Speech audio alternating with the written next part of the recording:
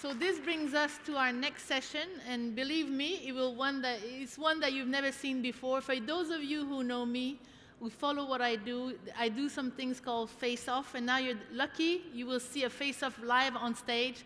So I will ask for my next guest to join me on stage, please. So welcome to the long-awaited, much-anticipated live IoT Faceoff. Two IoT industry experts, 10 minutes and 20 questions, will give you, if not an insightful view, at least an entertaining one of the future of the IoT business.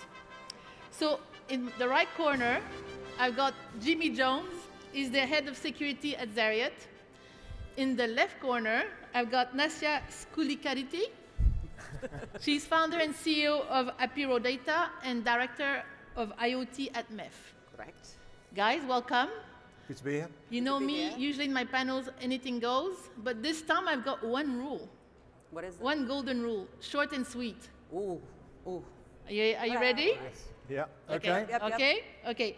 So ready, steady, go. So the first group of questions is in the category, I see the future and it will be. Okay? Okay. What will the IoT business look like in 5 years' time?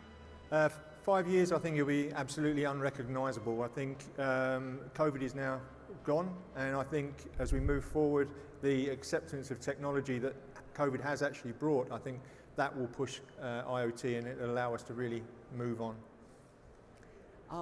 More connected, more virtual, and hopefully more secure. Okay. Who do you think will rule the IoT business in the future? All right, I have to say the solution providers, even though right now it's mainly the cloud providers, hyperscalers on IoT to verify that, that they're ruling the roost with over 70% of the market share. But we have to move up the scale of the ecosystem, so solution providers need to be in there. Okay.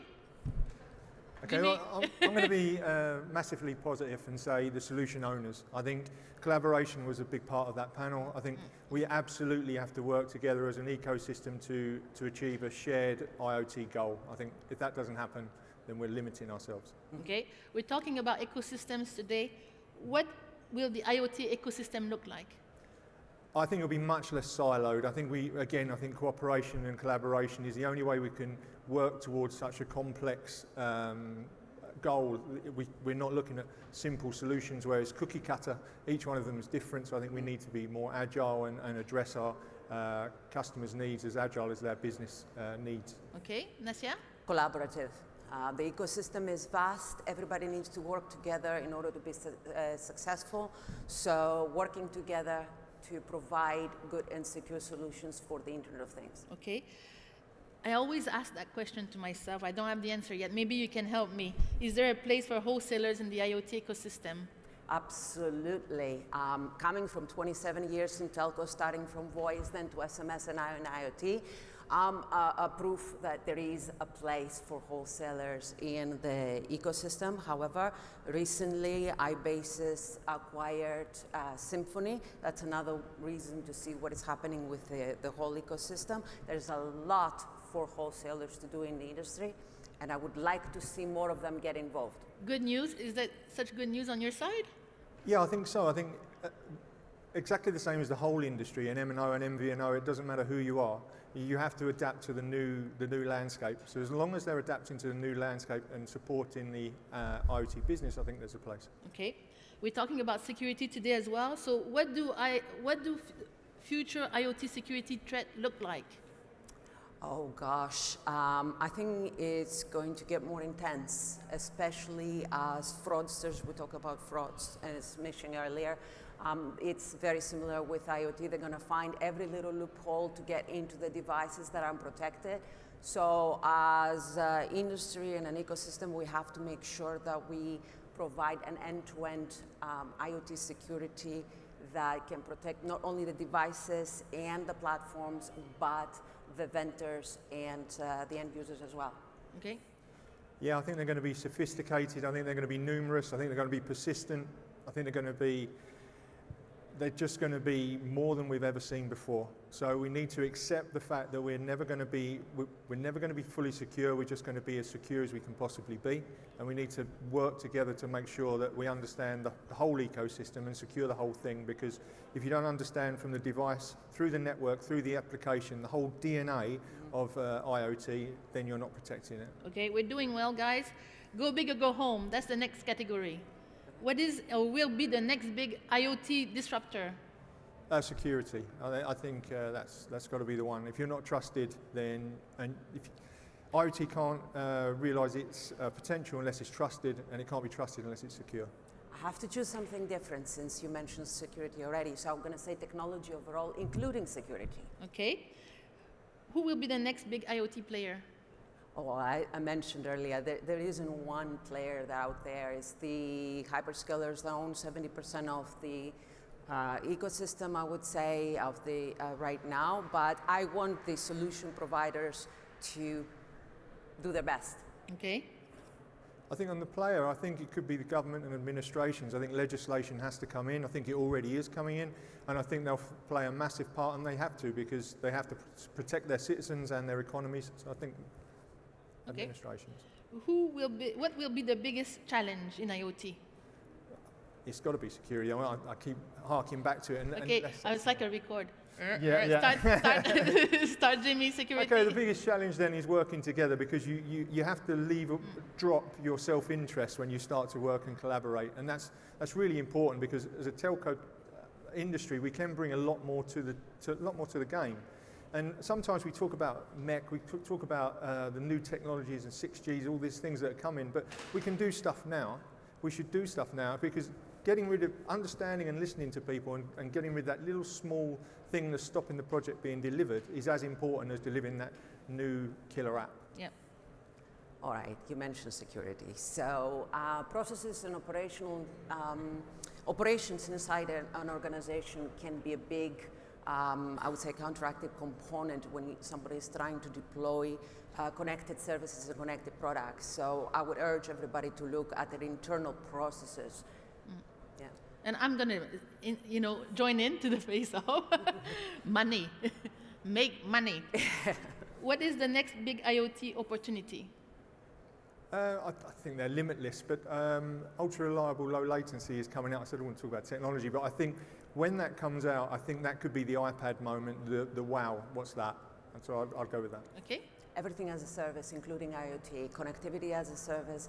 I mean, our whole life is moving into a scenario that everything we touch, it will be as a service. So IoT components that right now are being sold individually, they're going to be bundled together and sold as a service. Okay, the next category is spot the difference. What makes or is the difference between a winner and a loser in the IoT world? It's trust. If you're not trusted, then your product is not going to make it. I mean, and I think it's going to be completely unacceptable to sell anything that isn't cyber secure. It's going to be just as unacceptable as trying to sell a car without seatbelts. I will add to that innovation and agility, and moving fast to provide the services and the simplicity the customer requires to adopt the services. Okay. What is the difference between an enterprise and a carrier's view of the IoT world? Very different. It's a different, I would say it's a different environment altogether. The enterprises are looking for simplicity. They're looking for an end-to-end solution, somebody to hold their hand and take them from point A to point B through the entire ecosystem and solve the problem. On the carrier side, we provide the solution, we provide the technology, we provide the means. So somehow those two have to be merged in the future so they mean the same thing. Yeah, I think it's a solution against functionality, and what we need to do as carriers is come more towards that solution side. So I think that those two views, while different, they need to come together. Yes, the blurring of the lines continues. Exactly. Even in IoT. Yeah. Okay, so now, the final showdown. Ready? So what is the first word, one word, that comes to your mind when I say the following words? And they're all buzzwords, so you will have heard them a lot before. So the first word, no more. Growth. Innovation. Limitless. Leader. Innovator. Agile. Buzzword. Buzzword. Security. I Oh, answer for yeah, you. I'll go with that. Metaverse. Oh, yes. IoT. The future. Trust. Ecosystem. Collaboration. Working together. Same thing. Trust. Trust. Security. Oh, you've got me there. Yeah. Necessary. Hard work, I would say. Yeah. Future. I say bright. Oh man, that's what I was thinking.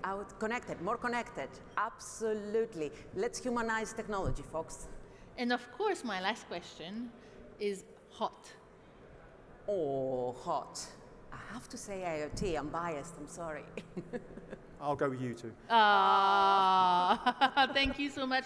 So this concludes our little face-off. Congratulations, you both survived it. I don't know who won. You'll have to tell us. So thank you very much, guys. And I think, you gave us a lot of food for thought when it comes to IoT. So thank you very much.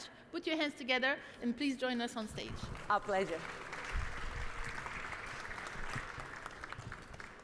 So I guess we have maybe 10 minutes for questions. Any questions from the floor? Don't be shy. I don't bite. If you have a question, you need to come to the microphone and yes, please come. Say your name and your company and your question. Hi, thank you everyone. My name is Peter and I'm from a company called Whalebone and we do DNS filtering. And the reason I have decided to come here to the mic and to talk to you is what I have heard your call for cooperation. And actually, what we do is what we are having a lot of data about smishing or SMS phishing, what is like successful being delivered to the customers who are reporting it to us. And we would be very happy to share it with companies like yours. But we are kind of small company. We have like a couple of hundreds of CSPs from the smallest one to the largest, like A1 Austria and so on. But we are not able to approach everyone. And we would like to have something like shared platform where to share IOCs, the URLs for the SMS phishing. So is there anything like that on the market? Or is there any plan? Or would you be able to cooperate on that? That's my question. Thank you. Who wants to answer? Yeah, I can start with that. I think it's great. I think it's exactly what the industry needs. And events like this show that you can utilize the information that we have in different silos, bringing it together and making everybody kind of benefit from it. There's no specific initiative that I'm aware of beyond maybe the GSMA MISP or information sharing center there. But I think from our perspective anyway, it's about getting that information together from the various different sources and actually bringing it to places where it can actually be effective. So in our specific case, it'll be bringing it to our customers where we have SMS firewalls and signaling firewalls installed and actually detecting the presence of these things that you've detected as malicious and actually do something about it. So I think particularly when it comes to smishing, once that has been delivered to the end subscriber, the damage has been done. It's very, very hard to provide remedial action after that because if there's malware or kind of phishing kits or kind of rootkits getting onto the phone, to actually remedy that, it's pretty hard. But if you actually stop that SMS from getting to the subscriber in the first place, you're really stopping that whole sequence of events that happens afterwards. So certainly, let's talk after this and we can see how we can collaborate together. Yeah, and Peter, just a question. I didn't get the full name of your company. Are you MEF member already? We are not MEF member. We are GSMA member, and okay. The company is called Whalebone. Okay. So potentially what we could do after that panel then is to talk together on how potentially we could work together on those fraud forums and fraud working groups that we have in order to see how to exchange that information, because you're right, ultimately, very concretely, if we could exchange that information amongst us, that would make a lot of sense. So let's sit maybe with James and see how we could organize that. Make sense, James? If it can help, the experience that we've had in the past years at the i3 Forum and GLF. So we have been discussing on fraud for a long time. And then we came eventually to the conclusion that we needed a kind of platform where we could industrialize the sharing of information, so that, because as Brendan's saying, you know, the fastest information that we get builds the best protection that we can build for the others across the ecosystem. So we are now working at the i3 Forum and GLF in building this platform. So I'm happy to share anything with the, you know, that we can maybe build first a platform for MEF, and who knows, maybe a platform that can be shared across these organizations. I think that would be the perfect solution, but probably we need to build up. Any other questions? No? Anything we didn't touch on today, do you think you want to share that we didn't discuss? No? You sure? No one else from the audience has a question? No? Okay. So I think that concludes the session. Thank you so much for our panelists for taking time to share their knowledge with us. Thank you, Charles, for making this a reality and making this important discussion take place. You know, it's the first step. We need to continue discussing, cooperating. I think it's going to be a long journey, but we have no choice. We have to start. So as my video said, let's start. So on this note, thank you very much. We're going to have a 10-minute break, and then the next session will start after that. Thank you very much. Thank you.